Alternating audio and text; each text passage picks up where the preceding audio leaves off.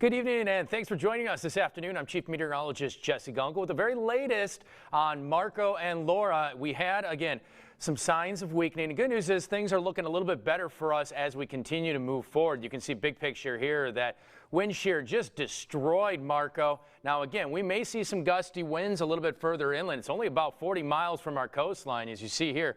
It sits about 40 miles southeast of the mouth of the Mississippi River. Still expected to make landfall around the river, but because of all that wind shear, all the heavy rain, thunderstorm activity, that all sits around the panhandle of Florida from Mobile eastward. Now, as the system starts to migrate up towards the south or northwest, we're eventually going to start to see the possibility of some rain bands across the area. Now, are we talking about the potential for flash flooding?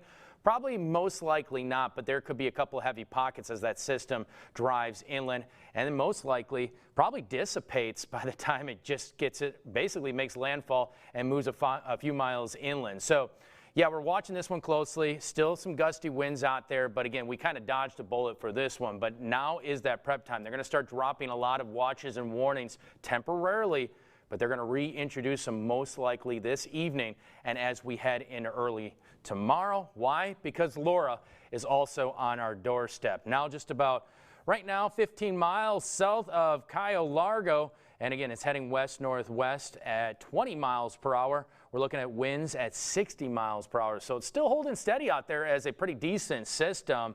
And the key here is it's going to go across that little extension of Cuba before moving into the southern Gulf. Once it gets there, unlike Marco, there's not going to be wind shear competing against this system. There's absolutely nothing out there. So we got very warm bath waters out there. We didn't see a lot of upwelling with Marco that could maybe drop the temperatures a little bit for those sea surface temperatures in the Gulf. So when you see this system, again, there are a lot of things. There's going to be a big ridge moving in, and that's going to help to rapidly intensify this system. We just kind of need to see where it goes from there. Now, I don't want to show you the paths right now. I'm just showing you on the Doppler radar. We've been pretty dry. We haven't had a drop of rain here in the capital area. A few light showers near the Gulf. You can see if I kind of zoom out a little bit. We got some coastal showers, mainly south of Galliano, right around the Grand Isle area, and then near the mouth of the Mississippi area, kind of sweeping across Plaquemines Parish. But as you see here, a lot of that heavy rainfall, again, all to the northeast. This is a very lopsided system, very displaced with all that thunderstorm activity. You can see some of those heavier bands right now kind of moving into areas such as Panama City, right around Fort Walton, Pensacola. They're getting kind of slammed right now, Wright Beach, and then anywhere Freeport area and a little bit further south. And notice there's another heavy band eventually going to move in towards Pensacola and then probably up into Mobile Bay. Eventually that all, if the track continues in more of this, and you see in more of a direction towards the mouth of the Mississippi between New Orleans and Baton Rouge, well then some of this heavier rainfall could clip western portions of the viewing area. And again, just see those rain estimates. We've had a little bit of rain out there, only trace amounts for most areas. We're talking, well, only a tenth of an inch or less for most areas. So here is that current track. As you see, there is the potential that it could even downgrade to a depression just before landfall right around the mouth of the Mississippi River. As you see, the winds are currently sustained at 40, a couple gusts up to about 50, and that was confirmed by Hurricane Hunter aircraft heading northwest at 6 miles per hour. And the pressure is beginning to rise, which is also a sign that this system is rapidly weakening. So again, by 7 o'clock tonight, we're hoping around, again, landfall at that point. Could start the process of dissipating even as we head into the evening hours early tomorrow.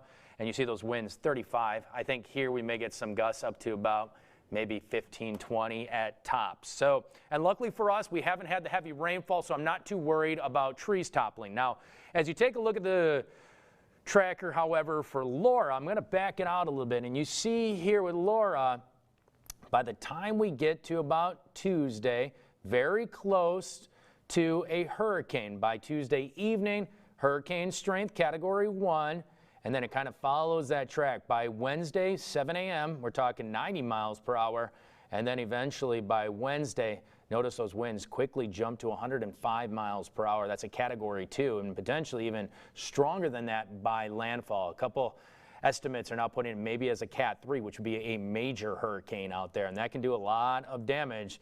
Along with that, it could also become a larger system. Right now, it's somewhat small in size, but as it develops in the Gulf of Mexico, we could see maybe hurricane force winds, possibly anywhere from 30 to 60 miles from the center, maybe even some tropical storm force winds, maybe 90 miles from the center. So just think about that. Lake Charles is about a 2-hour drive from Baton Rouge.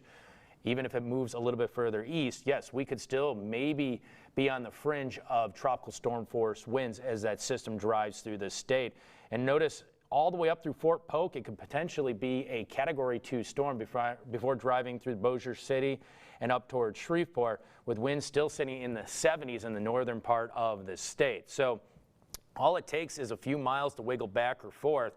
And obviously, just remember, when you look at the big picture here, that all the greatest impacts are going to sit right on this side of the storm. You're talking the right side and in that northeastern quadrant. So again, don't look for the cone as the impact meter, because that's not what it is. It's potential fluctuation in the track, right or left. What we're concerned is about the impacts, and if you get hurricane, possibly tropical storm force winds extending well from the center of the system, you got to think about that storm surge. It's really going to hit areas hard, such as Grand Isle, Shell Beach, all the way into Vermilion Bay, possibly into the western side of Plaquemines Parish. Also the potential that if it does become a larger system coming from the Gulf and our winds are rapidly coming from the southeast, that could be pushing a lot of water back into our lakes, like Maurepas and Lake Pontchartrain. So again, that's also something that we need to kind of keep an eye on as the system develops in the coming days. So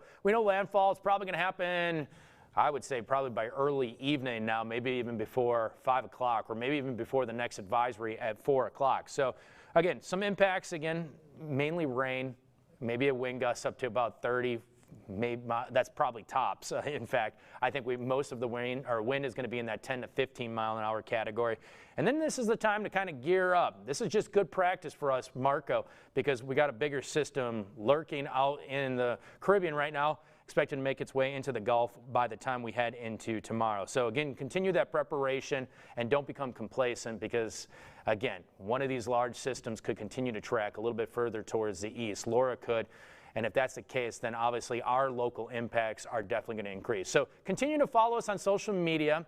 Continue to follow us on really all of our platforms. Download our app, beourproud.com, for the very latest information. You can see it there. It's got local news, weather, so sandbagging locations, you name it, school closures, work closures. It's all on there. Everything that you need to know about what's going on across the capital area, it's on our app. It's on our website, beourproud.com. You can follow me on Twitter at Jesse Gunkel. You can follow me on Facebook at Meteorologist Jesse Gunkel.